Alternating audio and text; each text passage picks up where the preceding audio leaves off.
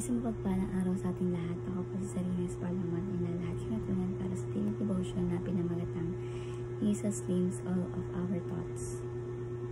Yung scripture po natin ngayon is 2 Corinthians chapter 10 verses 5 and sinasabi na, we demolish arguments and every pretension that sets itself up against the knowledge of God, and we take captive every thought to make it obedient to Christ. Tagalog, ginagapin namin ang lahat ng pagmamataas laban sa kalaman tungkol sa Diyos at binibihag namin ang lahat ng isipan upang matutong sumunod sa Kristo. So yung katuruan po natin ngayon is number 1, the Lord reigns supreme in our minds. So naghahari ang ating Panginoong Lord, ating Panginoong Kristo sa ating kaisipan. Ang loyalty natin sa ating Panginoon dapat kay Kristo lamang yung loyalty natin. Kasi nga, siya yung nag-aari sa isipan natin. Huwag tayong mag-sway sa mga sobrang galing mag-features na parang namamangaba tayo sa iba. Ganun. So, huwag po. Dapat ang loyalty natin sa ating Panginoong Jesucristo. Dapat ang tingin natin lagi ay nasa ating Panginoong Jesucristo lamang. So, the Lord reigns supreme in our minds. Number 2, the Lord takes our thoughts captive. So, yung kaisipan natin dapat maging alipin, maging bihag natin Panginoong Jesucristo.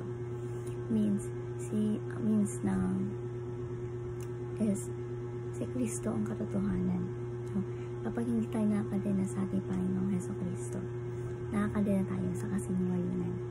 Tayo ay nakakadena sa kasinungalingan. Pananaw natin, rehiyon natin, buong pagkatao natin, paniniwala natin is puro kasinungalingan. At ang ending yan is kapahamakan, no? So, kapag tayo naman po is nakakadena kay Kristo, tayo ay malaya. Hindi ka na nakakadena sa pagiging malaya, bagkus nakakadena ka na sa pagiging katotohanan at pati na rin sa buhay na walang hanggan.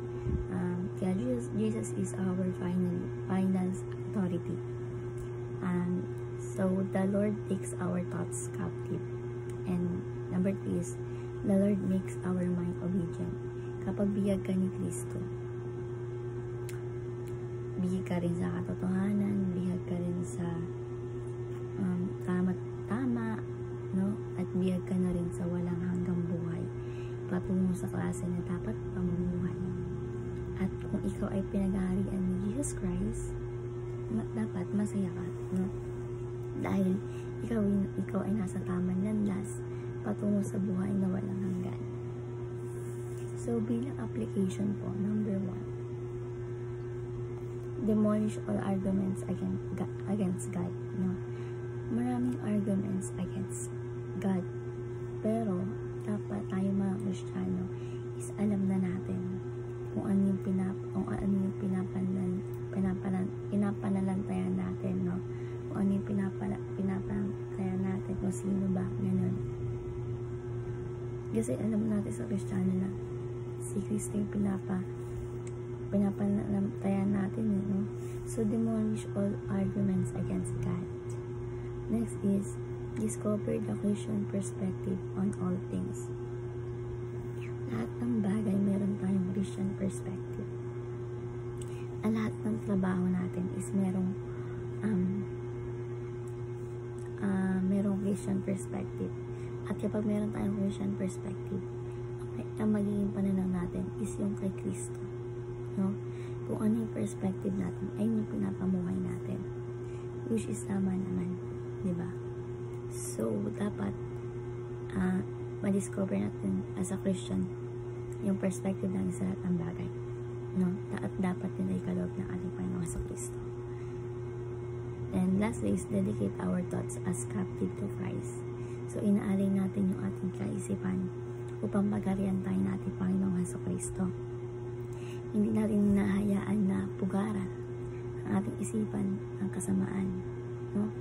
Kahit anumang klaseng kasamaan or anumang gawain, ay mga gawain na katid ng kasamaan, no? Ayun, hinahayaan natin, hindi yung kasamaan, dapat yung hayaan natin mag-hari sa kaisipan natin is si Jesus Christ, no? Bihag tayo natin Panginoong Jesucristo kung anong gustuhan na ating Panginoong Jesucristo, dapat ayun din yung ginagawa natin or iniisip natin. At ayan ang laban na panalo ka. Dahil nasa Jesucristo at pinagkaharian ka niya. So, dedicate our thoughts as captive to Christ. So, ayun lamang may alitunan sa daily devotion.